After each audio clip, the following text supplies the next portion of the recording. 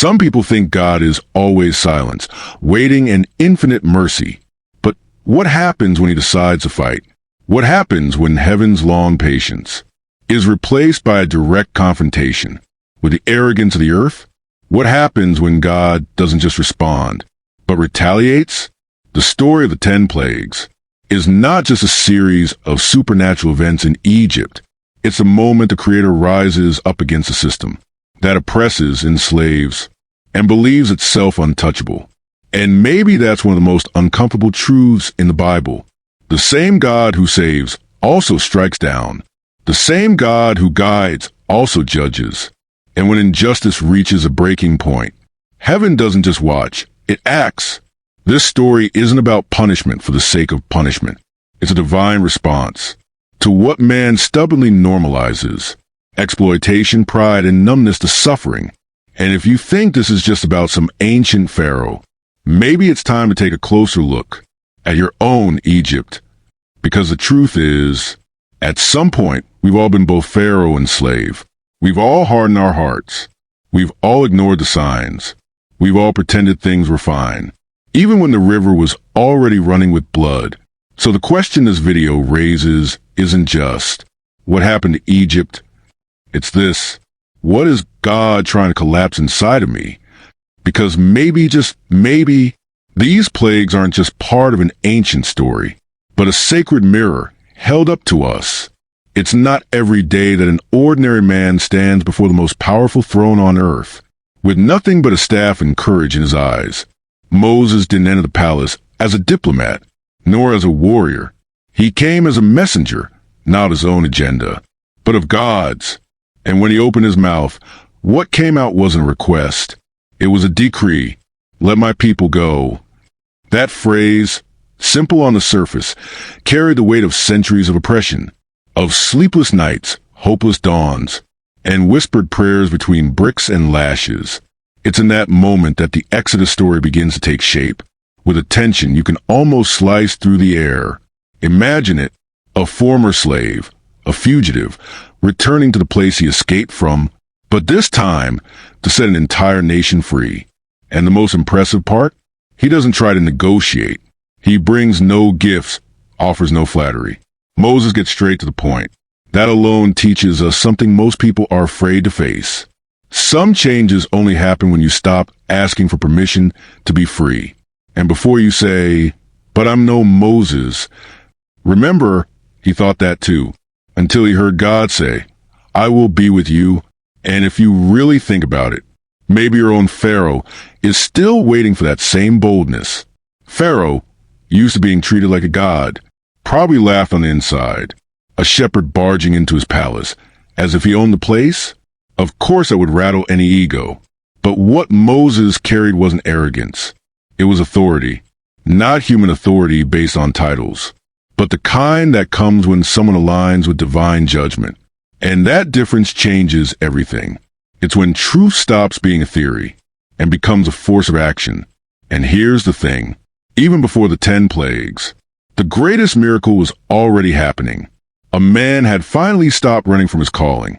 That's something you can apply right now. How many times have you had the chance to confront what's holding you back, but you walked away instead? Sometimes your Pharaoh is fear, or debt, or a toxic relationship, or even a job that suffocates you. But what if you, like Moses, stood up and said, "Enough! I wasn't created to live like this." This isn't about defying earthly kings. It's about defying the lies life has told you, the ones you started to believe. Because the first step toward freedom doesn't begin with your feet. It begins with your voice. And when Moses says, "Let my people go," he isn't just speaking for the Hebrews. He's speaking for everyone who's ever felt trapped in something that should have ended long ago. That phrase still echoes, thousands of years later, in the hearts of the weary, in the souls of those who know they were made for more. And if you listen closely, you might hear that same phrase. Try to break out of your own mouth. But be careful, because every declaration of freedom provokes a reaction, and that reaction is what comes next. Pharaoh's first reaction isn't surprising. He hears Moses' demand, and instead of giving in, He does the exact opposite. He hardens his heart. But this isn't just stubbornness. It's pride in its rawest form. The kind of pride that would rather keep an entire nation in suffering than admit it might be wrong. And it's here that the battle shifts from a physical confrontation to a spiritual war. Because when the heart closes, even the clearest miracle becomes a mirage. And that's not just true for an Egyptian king. It's true for people like you and me. Have you noticed how some people hear the truth, but never let it in? Pharaoh is the living symbol of someone who would rather hold on to control than embrace transformation. And let's be honest, this happens much closer to home than we'd like to admit. People who stay in toxic relationships, soul-killing jobs, or destructive patterns, all because change would mean admitting that something needs to be fixed. And there are far too many people treating their ego like it's a throne. But deep down, it's just fear wearing a crown. The danger? A hardened heart doesn't just affect the one who carries it. It poisons everything around. Pharaoh doesn't just reject God's call. He increases the suffering of the Hebrew people. And that shows us something vital. Those who refuse to change often try to control others more. Ever seen that in authoritarian leaders, oppressive parents, toxic bosses? They all follow the same logic. The more they lose truth, the more they grab for power. Collapse doesn't always begin with war. It often begins with decisions made by hearts turned to stone. Here's a practical reflection for you. What hardens your heart? Unforgiveness? Shame from your past? Fear of failure? Because as long as you don't confront what's keeping you resistant, God can't move the way he wants to. We think God only moves through thunder, but often he's just waiting for space. And when your heart is full of control, there's no room for the miracle to enter. Want a real exercise? Start writing down every time you say, I don't need to change. Each of those phrases is like a brick, and brick by brick, you might just be building your own Egypt. But here's the truth. Pharaoh's refusal doesn't end the story. It unlocks something greater. Because when someone closes the door on God, God doesn't walk away. He responds. And when God responds, the world shakes. And this next scene doesn't begin with a conversation, but with blood in the waters and frogs leaping from the rivers. God's silence has a limit. And when he decides to act, no diplomacy can hold back heaven. The first of the 10 plagues is a direct blow to Egyptian pride. The Nile, their symbol of life and divinity, turns to blood. Just imagine, what was once sacred becomes revolting. What once sustained life now reeks of death. This is how the sequence of signs begins. Not to impress, but to liberate. Because sometimes, the only language oppression understands is collapse. And God was about to speak loud and clear. Then came the frogs. Invasive, disgusting, unbearable, leaping into beds, onto dishes, in royal palaces and poor households alike. There was no escaping them. It was as if nature itself was shouting, you may control the slaves, but you don't control judgment. And just when the Egyptians thought they'd seen the worst, the gnats came. And it didn't matter your status, your wealth, your perfume, your title. Everyone scratched the same. That reveals something powerful.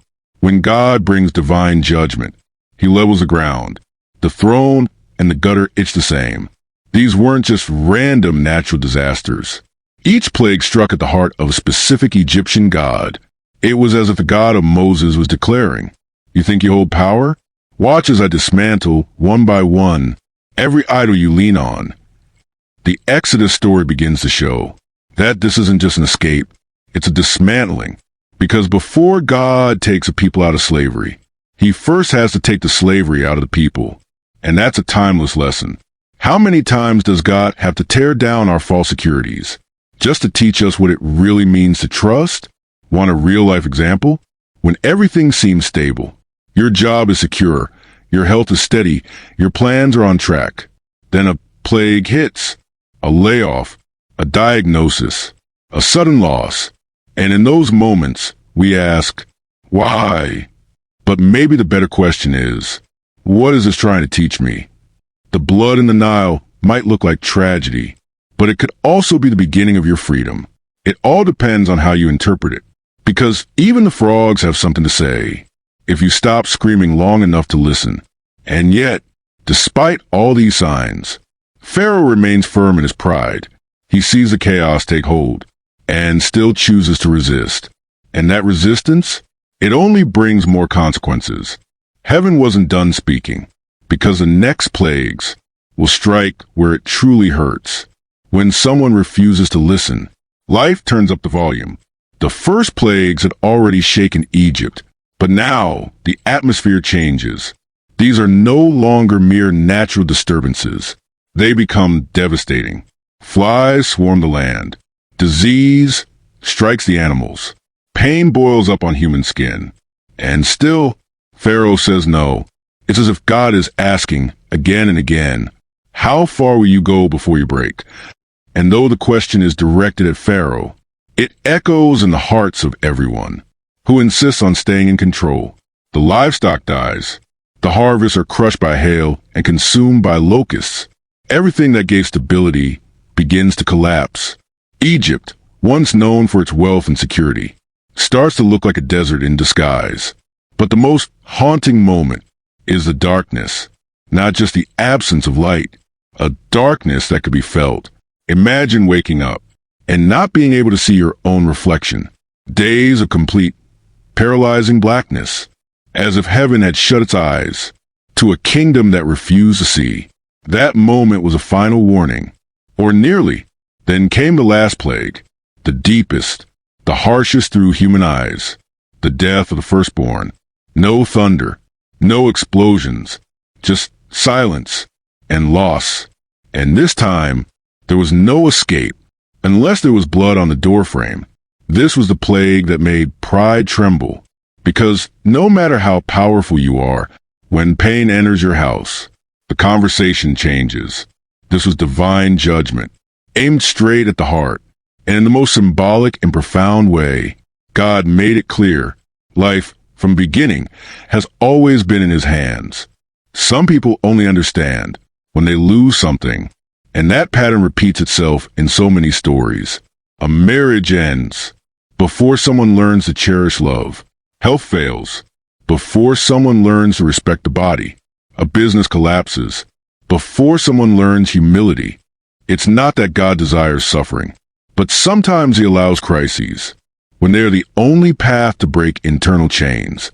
Pharaoh Egypt resisted God's voice, but there came a point where there was nothing left to negotiate. And many of us are still trying to negotiate with change, even when everything has already fallen apart. But if you think Egypt's suffering was the end, you're wrong, because pain, as intense as it is, doesn't always liberate. Sometimes it only prepares. Now, Pharaoh, touched in his most intimate wound, finally bends a knee. But what does that mean in practice? How does this pain become the doorway to freedom? That is what comes next. No empire can stand against the direct hand of God. What was once a symbol of wealth, wisdom, and stability has now become a stage of ruin. The streets once filled with pride are now filled with mourning. Storehouses are empty, fields are destroyed, and the once vibrant altars of Egypt are silent. Pharaoh Egypt, once untouchable, now walks through emotional and societal wreckage. The collapse wasn't just structural, it was spiritual. God didn't simply destroy Egypt. He exposed the fragility of everything man tries to build without him. And it's here that we come face to face with an uncomfortable truth. Sometimes God has to completely disorganize our world to reorder us from within. Egypt looked strong, but it was rotten on the inside. It seemed invincible, but it was a castle made of sand. And there are many living just like that today. A beautiful life on Instagram, but empty tears on the pillow. A packed schedule, but a malnourished heart. Divine judgment didn't fall on Egypt out of cruelty, but because that system enslaved lives and fed on the pain of others. And systems like that, they always collapse. If you look closely, this collapse wasn't just punishment. It was revelation. It was God saying, this was never as solid as you thought. Like when someone loses everything and deep down realizes, They never had anything that truly mattered. The Exodus story reveals this clearly. Egypt's downfall was actually the unveiling of truth. No more pretending. No more masks. And sometimes it's right there on broken ground that we finally discover what we were always looking for. It's not pretty, but it's real. And when chaos takes over, the cries change. The Egyptian people no longer beg for mercy. They plead for deliverance from those they once considered inferior. It's a reversal only God could orchestrate, from oppressed to catalyst, from slave to protagonist. This is the turning point of the story. And if there's one thing collapse teaches, it's that those who resist change with arrogance will eventually be forced to change through pain. And the same is true in our personal lives. Because sometimes, what we call crisis, God calls a new beginning. And suddenly, what once seemed impossible becomes reality. The prison doors swing open, the chains fall, and the people carrying centuries of pain on their backs are finally set free. But wait, does leaving Egypt fix everything? Or is the real challenge just beginning? Because one thing is to leave slavery, but it's a whole different battle. To learn how to live as free. After so many no's, Pharaoh finally says yes, but not out of wisdom, out of exhaustion. It wasn't Moses' arguments that convinced him, not even God's words. It was pain, loss, the despair of watching his empire bow to the invisible. When Pharaoh says, go, it's not an act of generosity. It's a forced surrender. But still, the door opens. And that's enough. Because sometimes, all we need is a crack, a fracture in the wall, to run toward what God has promised. The freedom from slavery was finally beginning. The Hebrews leave in haste, carrying unleavened bread, painful memories, and a hope almost forgotten. Behind them, a ruined Egypt. Ahead, the unknown. But in between those two worlds, something new emerges, dignity. For the first time, they are not just surviving. They're walking towards something greater. The Exodus story begins to sound like a rebirth. And it's curious how freedom, even when it brings relief, can also feel terrifying. Because escaping slavery is easy when the chains are outside of you, but much harder when they're still inside. At this moment, God is no longer just judging Egypt. He's leading his people. And that changes everything. Because freedom without direction becomes confusion. So he leads them with a pillar of cloud by day and a pillar of fire by night, as if to say, I didn't just bring you out of bondage. I'm going to teach you how to walk. And let's be honest, how many people dream of freedom, but have no idea what to do when it finally arrives? The marriage improves. The debt is paid off. A new job comes, and they fall apart. Because without purpose, even freedom can become a burden. But let's not forget, the Hebrews' freedom was won through signs, pain, and persistence. And that teaches us something powerful. Anything truly worth having requires perseverance to be born. How many times were you about to give up just before the breakthrough? How many times was God already setting the stage while you were getting ready to quit? The people of Israel almost stayed in Egypt forever. Almost. And it's that almost that makes all the difference. Because sometimes your miracle is waiting on the other side of the last no you heard. And so, with bare feet, but renewed spirits, this people crossed the borders of the empire that enslaved them for generations. But does the story end there? Or outside the chains? Is a desert still waiting for them? Because every freedom brings with it a new kind of challenge. And God, as always, is already one step ahead. Now, let me ask you honestly, how many plagues will God still have to allow in your life before you finally understand that he's trying to set you free? Because it's not about the chaos itself. It's about what he's trying to break loose inside you. What may look like a collapse right now might actually be the beginning of your way out. But you gotta stop fighting the one who's trying to save you. Are you still waiting for Pharaoh to change? Or have you realized that the real change Starts with you? God never needed Egypt's permission to set his people free. He was just waiting for the people to be ready to walk. So here's the question. Are you ready, or are you still comfortably stuck? And what's slowly destroying you? What's keeping you from leaving your Egypt? Pride? Routine? Fear of letting go of what no longer makes sense? Because freedom without action is just another illusion. And if God is showing you signs, even in the form of crisis, maybe it's time to get up, wipe your face, and move forward. If this message spoke to you in any way, drop a comment below. Tell me which plague in your life made you reflect the most. And if you want to keep learning, growing, and seeing the Bible with new eyes, subscribe to the channel right now and hit the bell icon. The journey is just beginning, and there's so much more to come.